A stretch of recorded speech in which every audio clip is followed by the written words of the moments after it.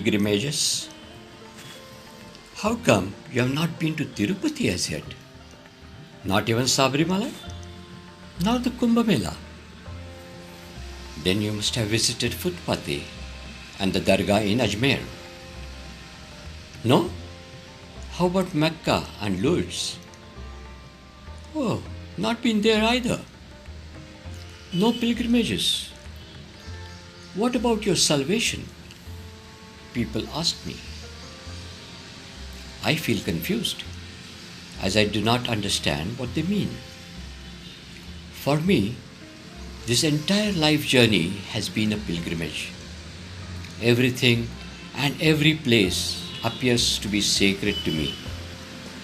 Coming to my lake house at Andur is a pilgrimage. The lake, the hills, the forest, its animals, birds, my house, all are sacred. Going back to my city house, to my family is similar. Our visits to my sites with their sacred soil, trees, bricks, gravel and wood is the same. To me, going to a fine musical concert that creates a sacred communion with my ears and soul is a sacred event. And journeying to see an original Van Gogh, Hussein, Henry Moore or Giacometti is no less a pilgrimage. Traveling to the snow-capped Himalayas or the Silent Valley or to the roaring seas, walking under the tree canopies or snorkeling in the coral reefs are also very spiritual journeys to me, where I lose myself in nature. Living a good, honest, contented, happy life is in itself my prayer and affirmation of this universal energy. Going to orphanages, old people's homes and hospitals to help the poor and needy are also pilgrimages of a different sort.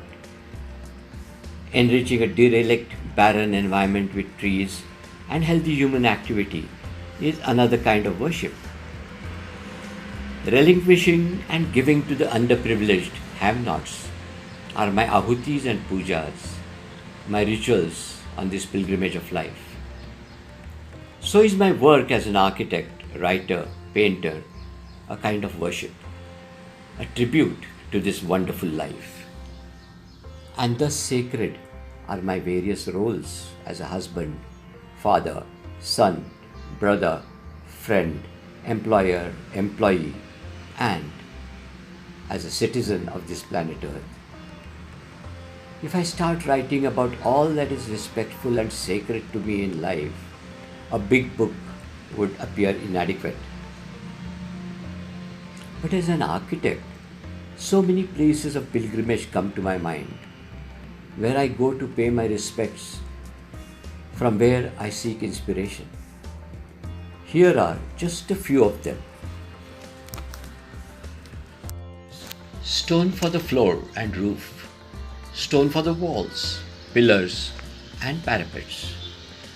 A fascinating monolith carved out of a solid natural rock, with intriguing combinations of rough natural forms and the intricate man-made articulated forms. The peripheral verticality of the rock contrasting boldly with its beautifully carved stepped spire and those rhythmic stone corridors. The great rock-cut Kailasa temple at Ellora.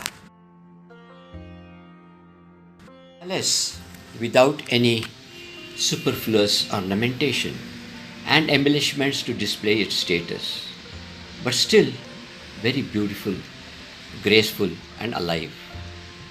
The Padmanabhapuram Palace in Trivandrum is also my place of pilgrimage, where I experience sheer joy and reverence at every step.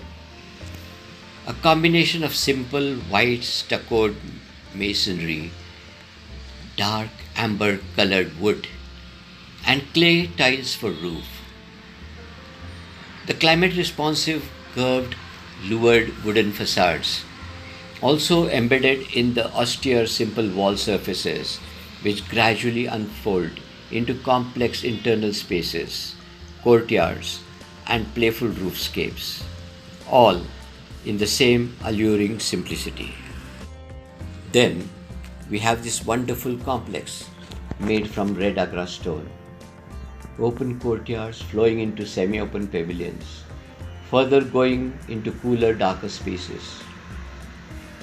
What stirring modulations in spaces, further creating these modulations of light and shade. At Fatehpur Sikri, the Mughal sensitivity to scale and detail in the built form, with open landscape spaces and the water bodies, imparting such immense, soothing ambience.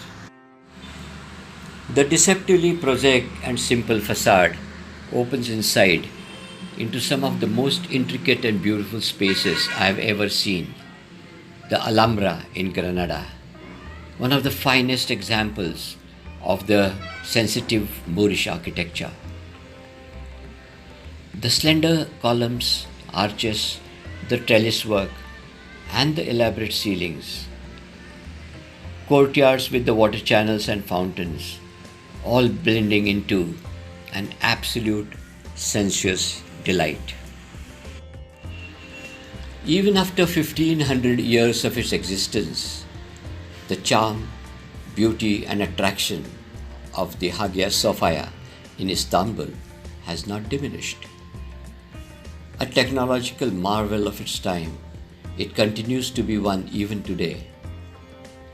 The scale, grandeur, and sanctity of the inner spaces do strike a chord deep within me, that of humility and surrender. While designing, he followed his heart and listened to his inner voice. Thus, the organic form of this very tall church does not overpower or dominate us, but gradually carries us up with it.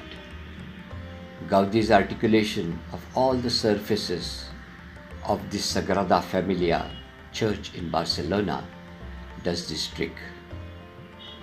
The more I stayed there, the more I seemed to see this church as an extension of myself, and the more I became one with it.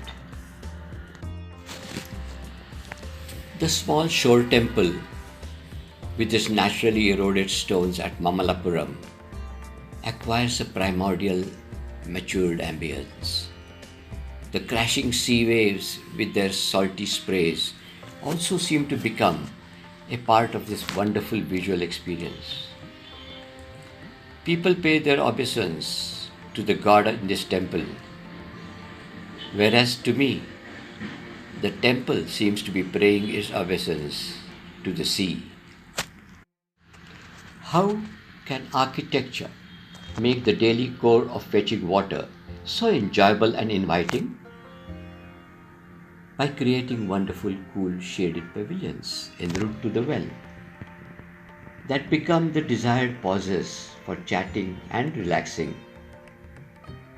The Adala stepwell, a 7-storied sculpture of modulating light and spaces, is an absolute joy to be in on a hot summer day. Very rarely has water been sanctified and celebrated in this manner. At Mandu, we see romance, valor, and beauty in its stone arches, domes, and buttresses, and in their reflections in the lake. Like the time here, even the water in the channels does not rush, but lingers along in a clockwise and anti-clockwise spiral. The fort seems to organically sprout out of the vast desert. The same colors and the same curvilinear forms. Once inside the fort gates, I find a fascinating variety of spaces. Built forms, plain or carved, interactive streets, made harmonious and unified by the yellow sandstone and the architectural language created by it. Jaisalmer, one of the best examples of human desert settlements. Wonderful architecture without architects. The hilly island rises from the sea, with the waves lashing and washing its base. A wonderful snug family of white houses emerge on it, creating between them narrow, wide, winding, unwinding, covered and open streets. Their loggias extend out for a warm handshake with their neighbors amidst fragrant, delicious grape wines. Many layers of warmth, mystery and intoxication created in this dialogue between the innumerable shades of blue and these countless grades of white on this wonderful Greek island in the Mediterranean Sea. Isn't it just mind-boggling to merely visualize the tremendous hard work and planning that went into hand-carve a wonderful Nabatean township in this desert out of the prevailing natural stone almost 2000 years ago? This fascinating Petra, such a unified, harmonious landscape from these beige-colored rocks, some carved by man and others by nature. Wouldn't I leave my house in the city to live in one of these rock-cut apartments if the entire settlement was once again alive and reverberating with activity? Why do I feel some mysterious energy when I step near and inside this circular formation of these massive stones at Stonehenge? Truly, it does wield some kind of a spell with some cosmic energy that is seemingly trapped within its circle. Finite diversities growing from the contained infinite, interspaced but amazingly holding each other together, relating to each other in the most harmonious, unobtrusive, considerate way. A beautiful finite-infinite relationship. Stones, moss, and raked sand in the Roinji temple courtyard. Many such places act as some kind of energy centers for me, recharging my creativity and inspiring me to do better, making me more humble, down to earth, and humane. Unlike today's vulgar, greedy, commercial, religious pilgrimage places, they seem to be blessing me without expecting anything in return. To receive their blessings, I must be empty.